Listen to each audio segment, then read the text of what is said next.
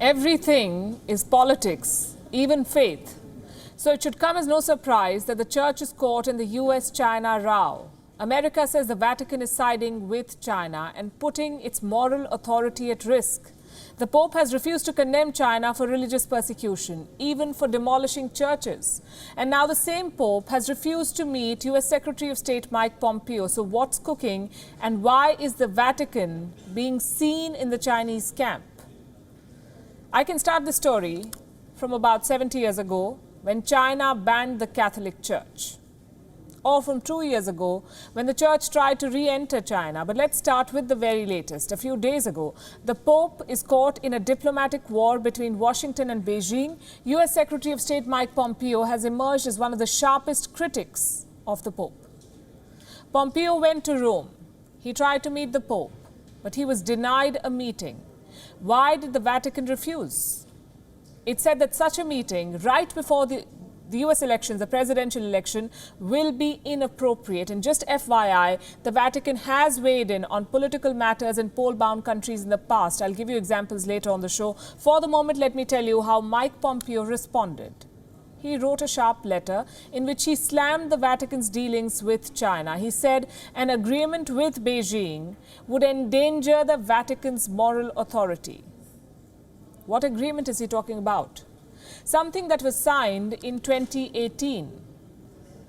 A secret, now not so secret deal between the Roman Catholic Church and China. A breakthrough that was meant to end decades of mistrust between Christianity and communism.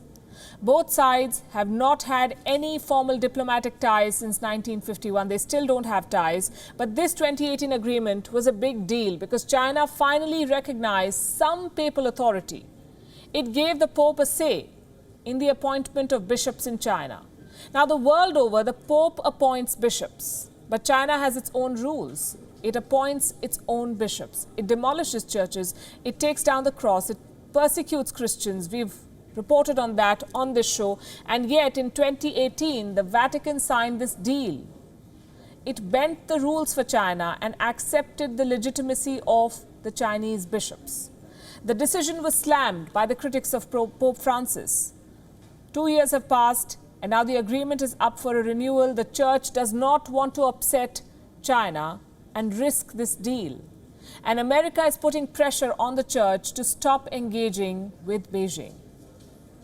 Every institution to use its authority, its power, to make the lives for what is the greatest human rights violation ongoing in the world. And we want every institution to use their power. I happen to think that churches, and the Catholic Church included, have enormous capacity. It is. I wrote that piece to honor the moral authority of the Catholic Church and its capacity to influence and make things better for people all across the world. They have historically stood with oppressed peoples all around the world. Politics may be driving Mike Pompeo's pressure tactics, but the points he is raising are not without merit. And the Vatican has failed to address them. China has repeatedly broken the agreement with the church, yet the Pope is keen to renew it. So much so that he will turn a blind eye to China's human rights violations, and he will turn away America's Secretary of State. Why is the Vatican engaging with China when Christians are being persecuted there? Just last month, dissenting Catholic priests in Jiangxi were placed under house arrest. Reports say China had promised to protect the clergy from coercion, but this is a clear breach of that deal. Why were the priests placed under house arrest? Because they refused to join the so-called patriotic churches organized by the Communist Party. According to a report, China has kicked off a campaign to sinicize Christianity, make it more Chinese. In 2019, it was reported that 500 house church leaders signed a statement. The statement tells the tale of the persecution of Christians in China. Crosses have been removed from buildings, churches have been forced to install the Chinese flag, minors have been barred from attending church. The Communist Party even has a plan to rewrite the Bible. It is called Promoting Chinese Christianity. According to one estimate, there are at least 10 million Christians living in China. Officially, China is an atheist state. It is cracking down on Christianity in a bid to control it. And the Vatican seems to be overlooking all of this just to engage with the Chinese regime. Thank you for watching Gravitas on WION's YouTube channel. If you want to stay up to date with what's happening around the world, then subscribe to our channel and don't forget to like and share. Thank you very much for watching WION. World is One.